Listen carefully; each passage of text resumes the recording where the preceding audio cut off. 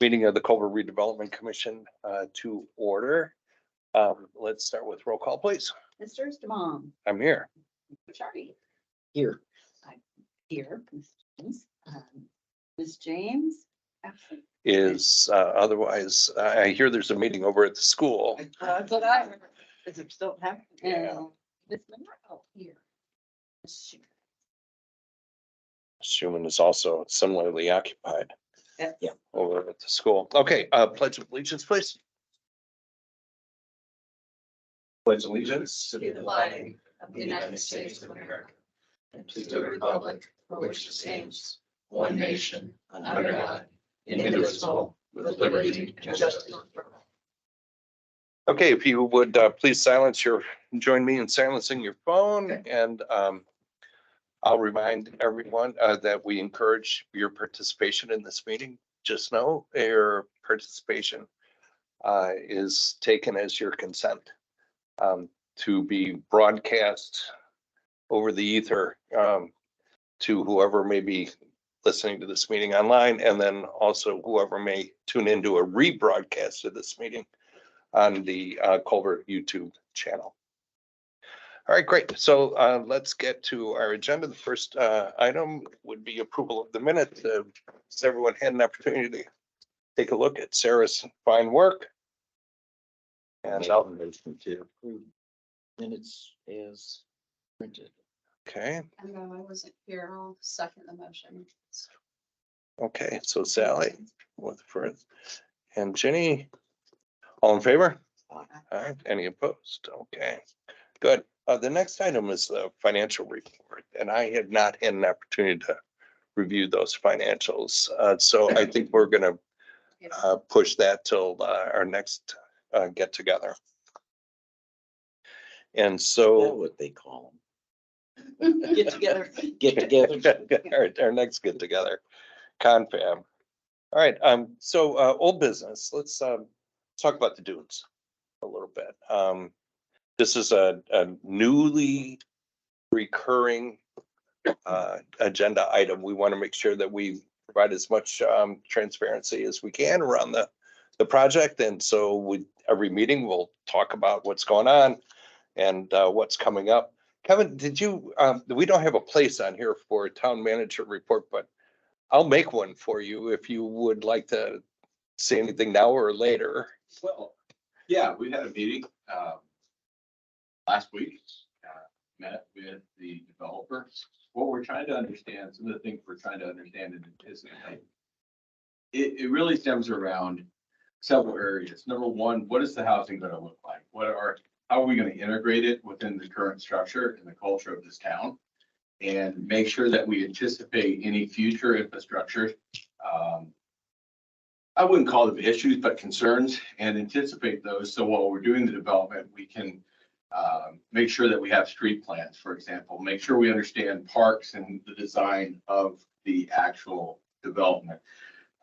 Meeting with the developer, we also talked about some of the financial information, and we're in current negotiations with that, taking a look at numbers and using our facility, Baker and Tilly, our resources, and we are waiting to hear back and discuss that further.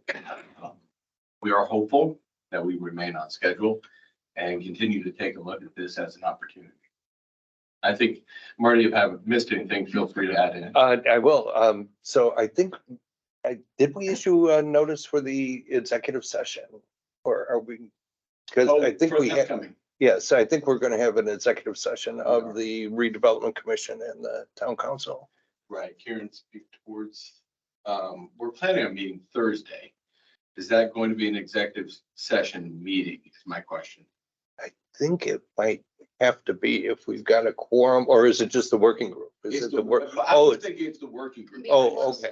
It's a work session, so I don't think it was Okay, required for public notice. okay. It's a team, it's a meeting of the team. Of the working team. Okay, all right. I misunderstood. I thought it was a combined CRC and council meeting It was 1 o'clock for Thursday. and it is a work session, and it's the working team. Okay, all right. Yes, sorry, language wise, it's Yeah. just Yeah. the working team. So there's several things that have to move kind of simultaneously. And And I can only hold so many of them in my head at one time, so my apologies if I get myself confused on some things. But we do have a request into our municipal advisors who run the financial numbers for us for a revamp of that analysis, and that's what we're going to look at on Thursday. Right. As Kevin said, we do not have an agreement with the developer at this point in time, which means that nothing is certain to happen for sure relative to this project. But we did meet and made some progress, and based on that analysis, we'll pull the entire team together and establish a negotiating posture, and we'll see if that works or doesn't work from there. There is a planning calendar that has been established and a communications plan that has been drafted that I'm holding in my hand. None of you have seen it. A couple of people in this room have seen it, simply to try to get some feedback. But what you can expect is that between now and when the public meetings begin to be held, that this information will be made widely available through as many channels as we can push the information out to. The idea is to surface factual information about the project, basic information about the project, as well as what benefits we think the project has for the community. Also to address concerns to the extent that we know of, right, at that point in time. I think there may be some that we're not aware of at this point in time that will need to be addressed. And what we're hoping to do is surface as many of these as we can so that we can address the facts around them. I don't imagine that all of us will be in agreement on all of the matters related to this project, but I do want all of us to be dealing with the same set of facts. And so you can help, right, by saying, I'm concerned about this, or what about this? Because we may not have thought about that to include in our frequently asked questions, which will be part of our communications plan. There is a as I said, plan schedule, which will be published as part of that communications plan. But while we're at it, what I can tell you we have accomplished is we've, as a group, approved publication of a notice of a public hearing that we will hold, meaning the Redevelopment Commission will hold, and the date of that meeting remains October 16th. That was public notice went into the paper, was published last Thursday, the 12th, I think it was. And so we're on track for that. The town council has appointed individuals to serve on the Economic Development Commission, which is being revived as part of this project. They have a role in this. They will be holding a public hearing relative. The CRC hearing is about the project itself and undertaking the geography relative to the project. The Economic Development Commission has a role in approving moving forward with financing of the town's incentive related to this project. And it's anticipated that we will use tax increment financing to help us finance the incentive that we're providing to get this built. So that meeting by the Economic Development Commission is October 24th. And the Plan Commission in the meantime will squeeze, I was going to say sneak, no, wrong word. We'll squeeze a meeting in. And they'll be also talking about the geography, what's called the declaratory resolution. So that's what's on tap. That's what's been accomplished and what's on tap. Any thoughts, questions? I'll open it. I know public comments are further down the agenda, but as long as we're on this topic. Tom? Marty, just educate me, the Ready grant, do we have a hard deadline on that to have our, is it application in by a certain date? The application has been in and the grant approved. I think what we're up against is spending the money in time. And I think we have till the end of 26 on that. The end of Okay, and the commitment from you guys was 1.3 mil, is that correct? We committed to match the grant as a means of being eligible for the grant. The incentive will be larger than that number. So we have, our basic position is to provide infrastructure relative to the project, water, sewer, roads. And our negotiations are around, what is that worth? So the TIF commitment could be much higher than that? Well, yes, when you say TIF commitment, the amount of money we will pay as a part of this total project is going to be larger than 1.3 plus 1.3, yes. And that money's coming from, The property tax revenue that will be generated by the built project. where's the money coming from to fund the project at the time it's being built? I'm sure that the developer's not gonna wait until we start collecting money.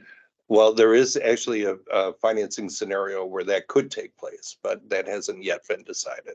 There may be some bonds or a bond sold to generate some cash upfront to get started. But most of it will be deferred until the income Okay, and then, comes up. I'm assuming CRC is going to take out a bond, is that correct? Or is it the town taking the bond? It- Or we're backing, you are backing the bond? Negotiations. That's part of the negotiation still. We don't have an answer to that, but yes, one of the two. And one more question, it might not be you guys, it might be more town. What is the town or our responsibility in terms of, we annexed that years ago when I was involved in this. And what is the responsibility to bring it to the property line or to bring it onto the property?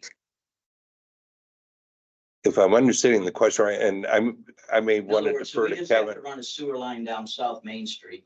Like if Tim Howard wants to get sewer and water, are we gonna run it to his house? No, your obligation under statute is just to run it to the end of that annexation area. His obligation is to go from the house to your connection. Okay, so that's my question. You're proposing, or the town is proposing, to take it from our connection throughout the development, correct? To the streets that run through that development, like the other streets in town would have. Into the house And property. is that the incentive to bring the developer in? Or is that how it's normally done in Indiana? Boy, I don't know that there's a From the normal. research I've been reading, with the increasing frequency, you're looking at developers insisting on having that infrastructure brought to them because of the upfront cost being prohibitive for development. You're talking about larger scale developments, but it's starting to happen. It started happening right down around Indianapolis, especially in that Zionsville. Fisher's is starting to get in it. Noblesville currently is doing it. So it's pretty standard that developers are asking for that infrastructure support up front. A lot of that's where TIF and state legislators have been moving TIF around that infrastructure, trying to understand it and regulate it, I should say. Now, how much percentage wise is it? I don't know. But there was a study done by Purdue and another one coming out of Indianapolis that I picked up on, and it seems to be a current trend, last 4 years probably. Okay, and the other way that CRC is able to justify it is the fact the rules have changed in the last few years regarding residential TIF districts. Is that correct? Yes, Okay. yes. I mean, they No, actually I was add referencing in terms of regulation. Exactly. You could still do infrastructure and utilities with TIF money regardless of the residential TIF.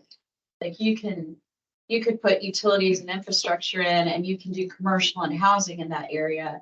You have to designate it as an economic development area is how they handle it now, which is probably why you need this economic development appointees. They'll have to designate it an area. I think we had to designate Sand Hill Farm the same way, or the paddocks rather, yeah. Yeah. So that's how you work around that 1% inventory of housing stock that normally you would have to meet that threshold that Culver didn't meet when Jonathan did the counts. And they have since done away with that. They, Yes, the absolutely. state has, yeah. that was recent, not too long. And that, I think they probably did away with it because there was already a workaround to it that now has become the status quo. Okay, so once these meetings and then economic, when do we find out what the final cost is to slash the town slash CRC? When would we, well, it would be contained in the development agreement. So, and that would be a public document. It's gonna be a public document. I think we have a motivated developer, so we're hoping in numbers to come back for the working group this week. And but I'm cautious about fixing a date because it's a negotiation. Okay. We have to make it responsible and kind of set a tempo to it, might put undue pressure on it. I assume that the questions are coming up. The developer is going to do it in stages. Do you also do the infrastructure in stages, or you just go and put it all in, and if it's used, it's not, if it's not used, it's empty? No, the infrastructure is also has been allotted in stages, and so has the way the Ready Bond is working. As far as the last meeting, we're going to probably look at about a half in phase one for the Ready and half in phase two with the Ready money. And the infrastructure probably by phase two, we're looking at the better part of the infrastructure being. So you're saying that there was a 2.6? Well, 1.3 is the actual Ready grant. But, and we put that in, and how far, are you saying that will take us through the 2 stages? The 1.3, the Ready grant will take us through the stages plus additional, some of the matching. It's not only, but the Ready grant will be satisfied in the first 2 phases. The housing is probably 4 phases, maybe if they build it all, right, would be 4. And the infrastructure is 2 phases. The way we're looking at the risk of non-performance, if they don't build it all, is that the developer will be holding the bond. And the risk to the town past the proceeds that are developed or, realized from what gets built is that's what pays the bonds. If the houses don't get built and there's no tax revenue, then there's nothing to pay the bonds with, and there's no recourse the developer has on that bond to the town or to the CRC. I read something in the paper, and Kevin's here, and he can answer, maybe you could too, but it said that his Ready grant was 20%. Our Ready grant, we're matching 100%, right? Well, the way it works is 20-20-60. So there has to be 60% private investment, 20% municipal commitment, 20% Ready grant. Did I say that right, Jenny? Yeah, so let's say your total project, you expect to be 10 million. The most you can apply for is 20%. So you could apply for 2 million. We applied for 1.9 because his estimate was 9 point something at the time. Then, so they gave us 1.3 instead of 1.9, but you have to say, okay, dollar for dollar, that 1.3.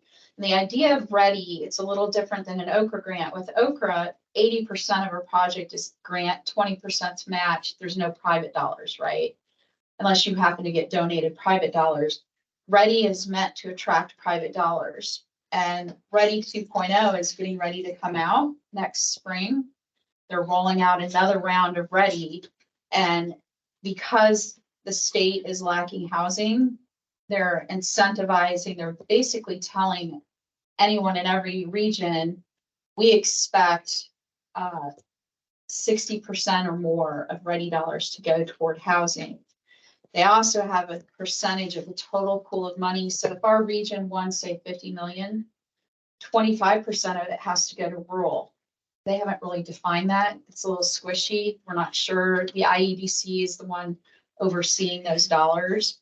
So there's all kinds of rules tied to any grant, but Ready is meant to attract private investment. So if you're doing a beach lodge project for the town of Culver, like we did under Okra, we would have said, okay, it's a $2 million project, so we can apply for 20% for ready, 20% is the town match. They would have expected private dollars in it.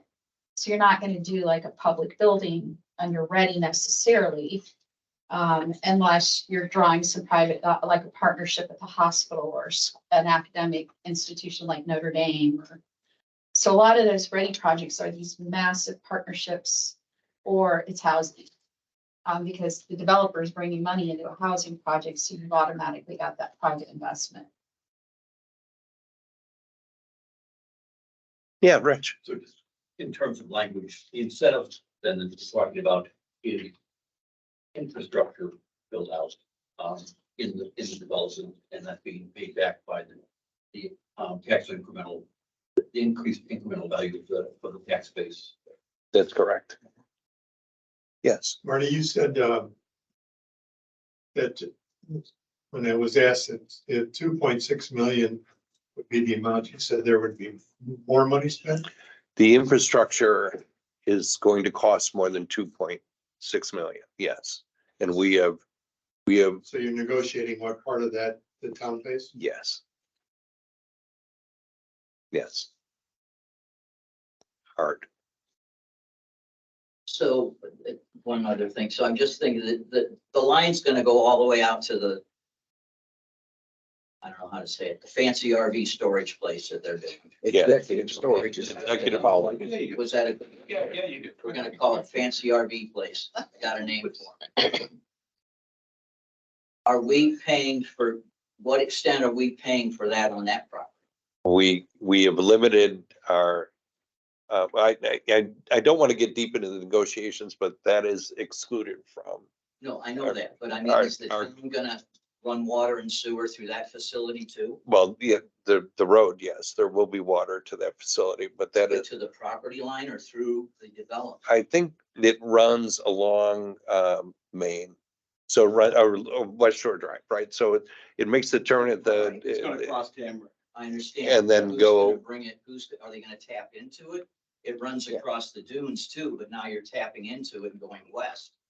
There's a big difference between putting it in where the house is gonna be built versus just bringing it to the street and bringing a V box in. I'm sure I don't understand the question, Tom. I'm sorry. When, Go, Kevin, you want to? It's just going to the development. They have to bring it, the town has to take it there because of the annexation. correct, So they bring it to the property line on that project, but they are not running it through that project. as they are doing on the dunes. So the Dooms has. My cautious answer to that is they're gonna take it across Tamarack and over towards Lincoln. There are But- roads. But in they're the not running it through the story development. To run the infrastructure. through. Right. So. They'll run that the development, so they'll hook up. My last thing, has members of the redevelopment commission, have you guys been to Plymouth to country crossings or whatever? Centennial Crossing. Yeah. Yeah. Yes, And I have. I mean, if anything, I guess and it's probably early and you're not the guys, but you know, they're all the same except they're different colors. And that's, you drive around town, that's not culvert.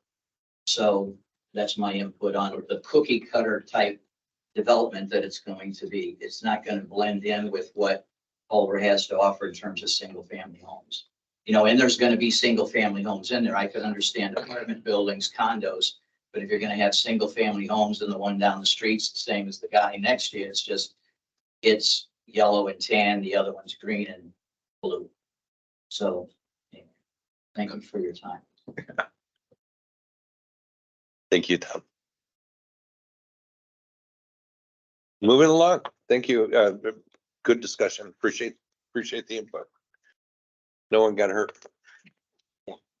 Give it time. Give it time. Yeah. What's next? All right. I gotta buy a cop car yet, so. All right. So approval of claims, I think we would defer that as well, or do we have some in front of us? No, I'm sure. Can you help present them, Sarah? Here, please. Up in Manila. Oh, of course they are. There you go.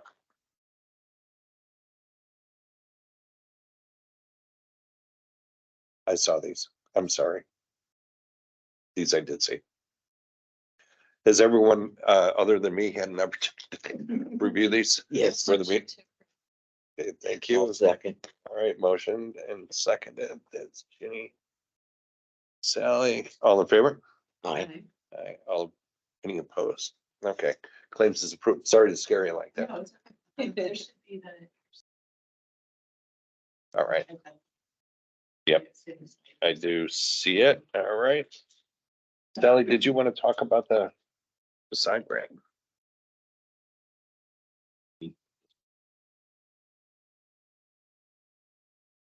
Or would you like me to? Yeah, if you Oh. would like to. Oh, I would sure. Appreciate that Oh. today. Sorry, Sally. So what we have here is a request to add on to the Façade Grant that we approved at our last meeting. This additional cost would bring us up to the $30,000 maximum single project limit. And in this case, the request is for, trying to remember the number. It's not jumping out at me here. Well, we have the additional fund to get it up to 30,000 would be $6,470. Yeah. $6,060. $470.60. There's the total cost of the project. Oh, including the six. No. Okay. That's the total cost of the project, but all, since we have a maximum of 30,000. But the amount that Sarah stated would be the amount, That's the the most most that we we can could. do. Oh, okay. All right. So I had a question about this since I wasn't at the meeting. Did they already start the facade project that was approved last time? We know. I can speak to that if you want. I'm Tom Harzlua. We are, the roofer is supposed to start within the next 10 days. That's Okay. the last that I heard from you. And that was when the first stage of our. Yeah. Okay, Mainly rough. okay. That's right. Or It looks only like rough. as you dug into the project, you figured out that we've got other things we need to take care of that qualify under facade. That's right. Okay. We knew all along we'd have to paint. We didn't realize we would also have to replace the shake siding on the front or most of it. And so, yeah, that's exactly Yeah. right. That could add it. Okay, So although the project is the cost of replacing the siding and the shakes and Siding, painting. putting a new door and front doors. et cetera that whole area. is 21,257. The difference between 30,000 and what we approved is $6,470.60. so. the program works where you can get up to 30,000 and then 5 years later you can apply again, right? So That's correct. from an accounting standpoint, though, does this affect how you handle it on the accounting end of things? Okay. I didn't think it would. No. Because you're just reimbursing invoiced from his contractors, right? Okay. Well, everything that was in there that I saw seemed to qualify, so I would motion to approve the additional $6,470 And 60 cents. Bring it up to a $30,000 facade total. I will second. All right, we've got a motion and a second. All in favor, say aye. Aye. Any opposed? Okay. Tom, you got your grant. Thank you. Very appreciative. Okay. Thank you for Thanks for investigating. investing in the Yeah. property. Yeah. Okay, so, we do have a couple of spending requests. Karen, is there a detail you would like to present on the spending requests?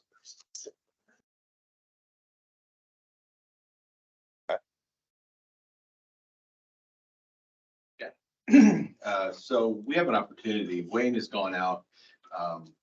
We've been initially had thought of replacing one squad car. Wayne did some research and was able to help me out. Laporte, thank you. At the Dodge dealer, there we go. At the Dodge dealer, he was able to locate what he felt was a very competitive price on brand new 2022s with the warranty still on them. And the numbers are in front. I think Karen has placed the numbers in front of you. The savings, I won't speak because I'll use generalizations. The numbers will provide specific numbers for you to consider. But the savings is significant. And we have this opportunity. It coincides initially with trying to find a competitive program to find 2 officers now for our police department. When you look through the job advertisements across the state, be it small town or West Lafayette, Carmel, standard thing is that they're allowing them to have a take-home car. Wayne is currently thinking about the policy, and his council is currently considering that policy of the take-home car, but it looks pretty positive. Wayne wants to put restrictions. You're not going to see a cult car driving down to Indianapolis, he's shopping, but he's in a process of researching those restrictions. But the car itself is a good deal. He also found a single outfitter in which we can have significant cost savings and turnaround in terms of getting the cars in the field and ready to go.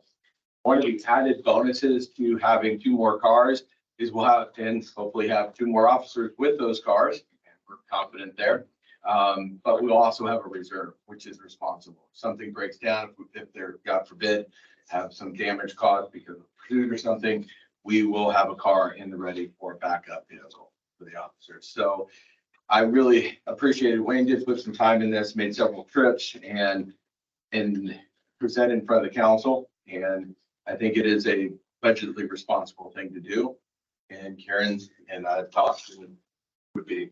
I would add to that. I know there had been discussion at some point about, whether or not this was an acceptable spend from the CRC, and it was said that it was not.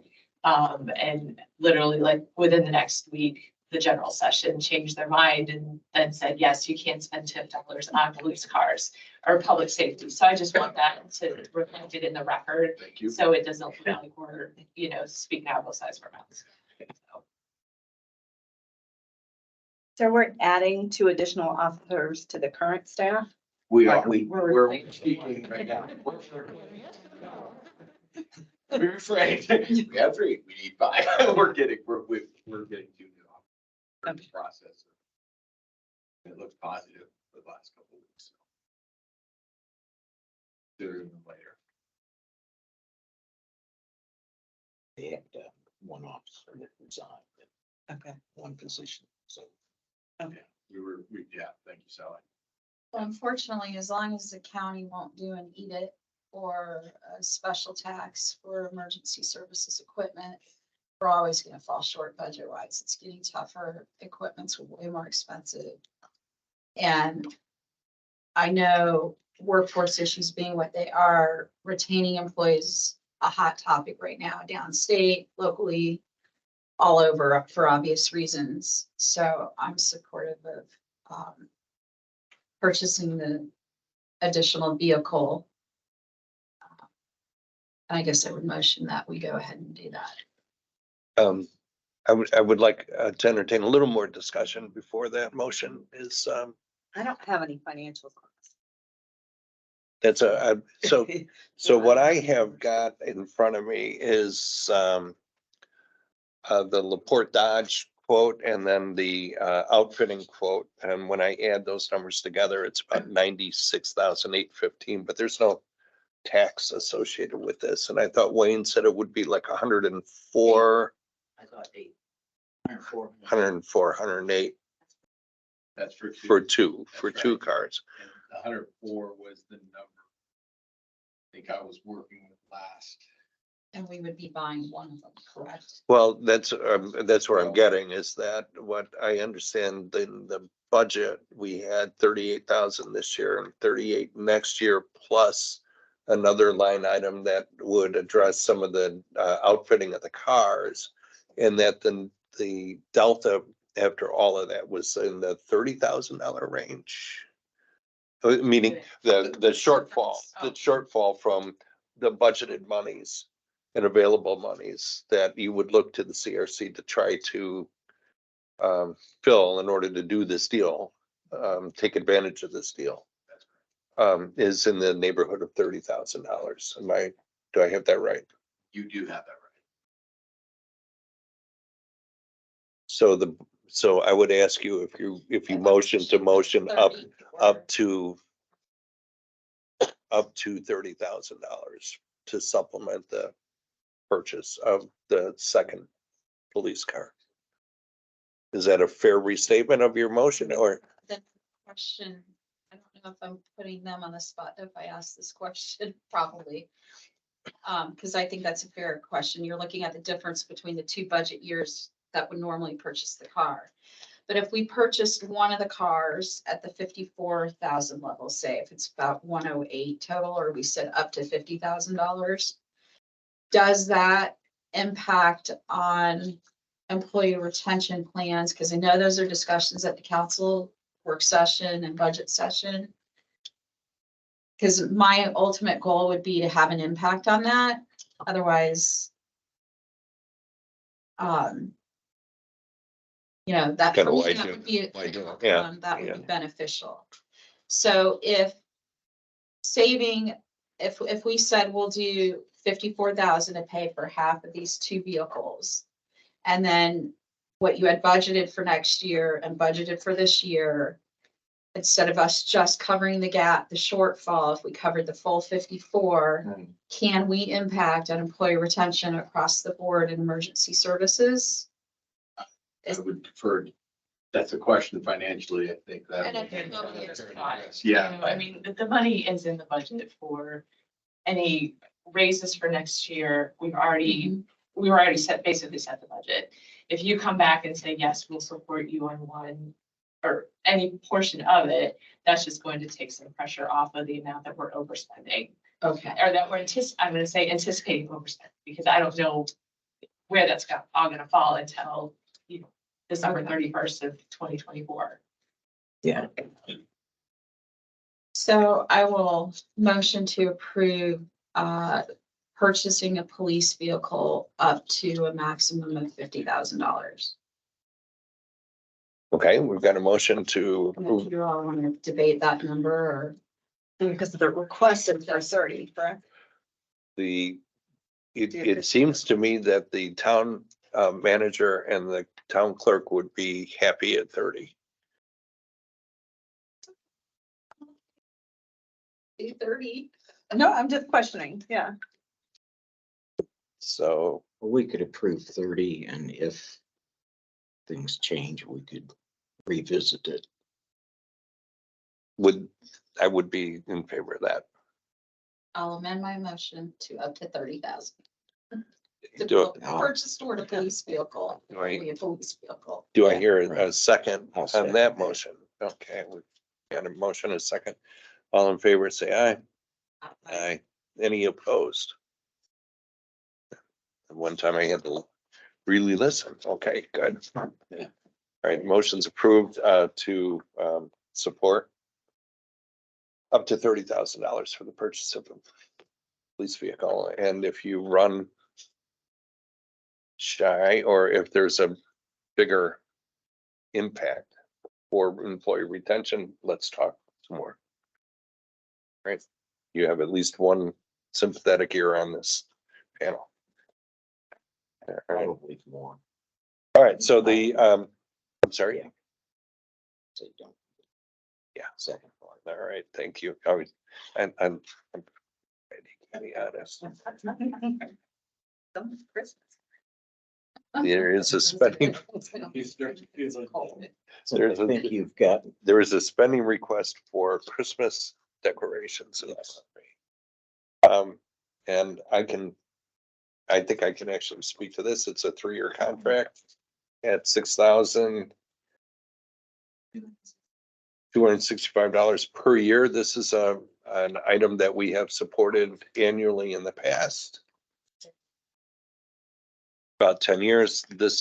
These are the lights in the park and, oh, they're not the lights in the park. Oh, just the lights on the poles. Okay, so we are being asked to renew our support and commit for an additional 2 years. Is this the first multi-year contract? It's No. been a 3-year contract. Previous, that was expired. Okay. And so we were trying to figure out what to do, and Okay. this is what we've kind of settled on. This is something that you're willing to support, that would be wonderful. If not, then we'll find money elsewhere. Karen, I have one question. Did you get my note on the date that it starts and the date that it ends? I thought that at one point that had either been extended or changed, and I couldn't remember exactly what the dates were on the last contract.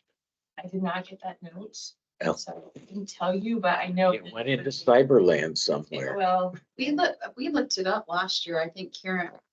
Yeah. You figured out it this expired was the this year. This Yeah. was the year, I mean, it expired But yeah, 22. I So believe this it is the year expired, but 22. what I'm saying is that they put them up on November, whatever date, Mhm. and then they take them down in January. And I thought that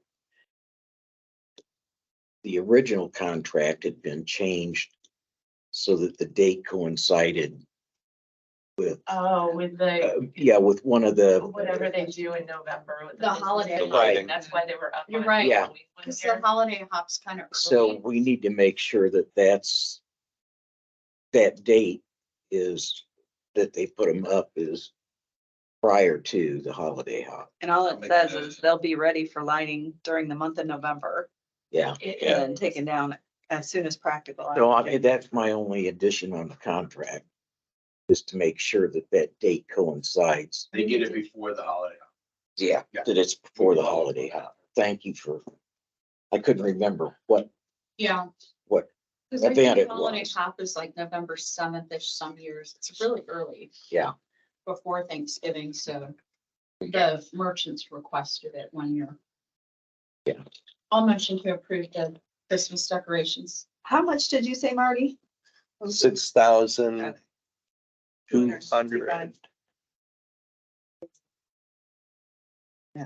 What was it? 6,265 per year. 3 years. Previously it was 5,096. That's not So that that's much not of that a- much. It's only $300 more. I thought you had originally said like 3,000 something. I'll Okay, motion to approve the expense pay for the Christmas decorations for the next 3 years. I'll second that. all right. All in favor? Aye. Any opposed? All right, motion passes. There will be Christmas in Culver. Okay, so Yay. now putting away the agenda. All right, now our favorite part of the meeting, public input.